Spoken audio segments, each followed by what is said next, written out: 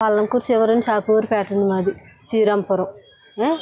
మా మనవరాల్ని గురుకుల పాఠశాలలో వేసామండి ఉమ్మడారాన్ని. అయితే అక్కడికి మేము వచ్చినా లోనికి వెళ్ళి మా మనవరాల్ని బయటకు తీసుకెళ్తామంటే మా కూడా పంపేవారు కదండి వాళ్ళు. మరి ఇవాళ వాళ్ళు వచ్చి మా మా మా పెళ్ళండి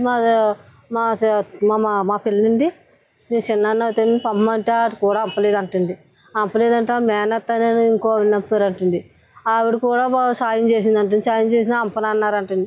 అంపనంటే అప్పుడు మళ్ళీ ఫోన్ చేసి నాకులాగా నానమ్మని మా మనవరాలకి ఏదన్నా అయితే మీకు సమాధానం చెప్తారా, ఏం చేస్తారో, మా హెల్త్ బాగోలేదు, డాక్టర్ చూపెడతానని ఎందుకు పంపలేదు అన్నట్టుగా మాట్లాడారంటండి. మాట్లాడి ఆవిడని సంతకం చేయించుకుని పంపించారంటండి. పంపించి ఫోటో కూడా తీసుకున్నారంటండి. తీసుకొచ్చి ఆవిడ మేము వెళ్తేనే మరి మేము వెళ్తుంటే అసలు పంపలేదండి. మరి గిరండి ఒడ్డోలపేట అండి. అది మా ఇంటి పక్కనే మాంగారు ఇంట్లో ఉంటున్నాడండి. మాంగారు